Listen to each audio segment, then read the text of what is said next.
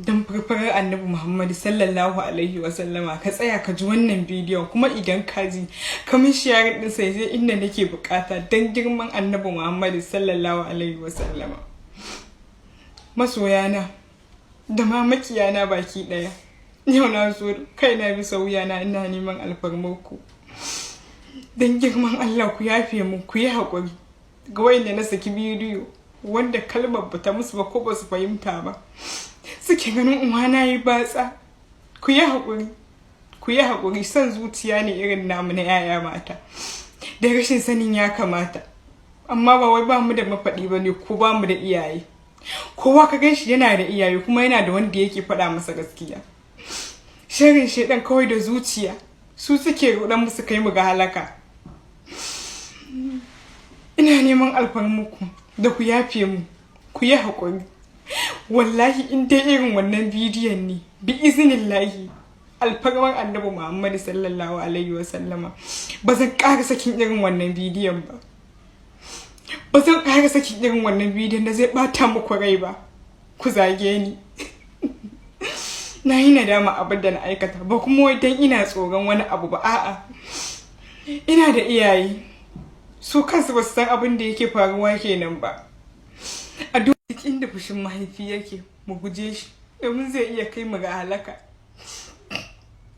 Na tashi na wayi gari bayan na fita da daddare, ina hanya ta dawowa gida, na haɗu da wasu a hanya.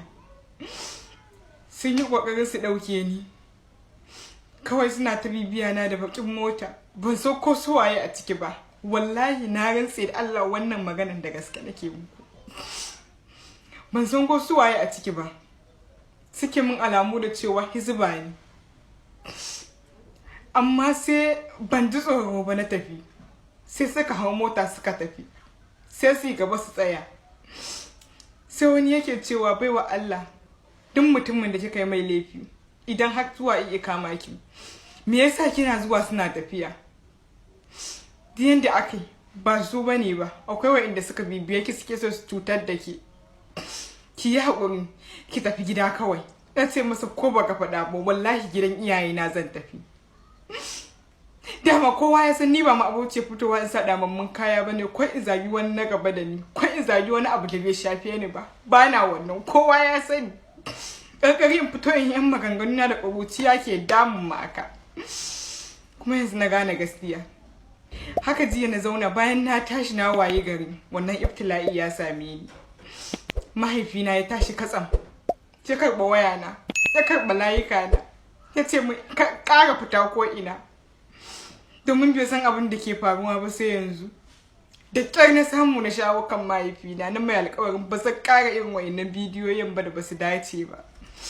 Sannan ya umarci ni da in fito in bawa masoyana da maƙiyana da manyana kowa ya yi haƙuri. Kuskure ne an riga da an yi kaicen zuciya ba ta haɗu ba wallahi. Zuciya ba ta haɗu ba, ita ke tunzura mu je mu kai kanmu ga halaka. Ina amfanin baɗi ba rai. Wani in ya gani ko ɗansa ya gani, tunani yake idan ɗansa ya gani zai yi amfani shi ma da irin wannan dama, ko kuma na burge shi cewa a ran shi ma zai yi irin wannan abu. Wani in ya gani ya zage ni, wani ya zagi mahaifiyata bayan tana ƙasa kwanci, wani ya zagi mahaifina. Musamman da yaka, ina amfani irin wannan. Me duniyar gaba ɗaya ne wai, in ban da masifa da bala'i da ke cikinta. Ku yi haƙuri. Sai ci gaba da yin bidiyo, amma in dai magana ce ta banza, na yi wannan alƙawarin ba zan ƙara ba.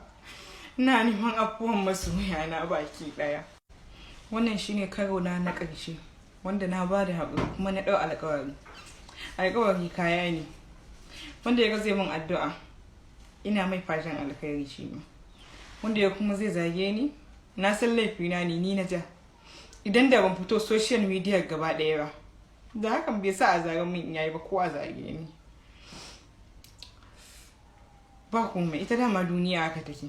Idan kayi nagari a zage ka, idan kuma kayi fataccen ma duk zagin ne. Wanda za su gane su fahimci abin da kake nufi kalilan ne. Amma idan da za ku fahimci kalamai na, ba batsa nake fitowa ne muku ba. Wanda suka fi ni ko matsatsan kaya kowa ya sani ni ba wani sa shi bace ban taba fitowa na liƙe wani ogana ko wani wanda yake na gaba da ni na zage shi ba. Wallahi babu wanda zai bigi kirji ya ce wai ni Furita Hafsa na yi wannan abun ni zoom, babu shi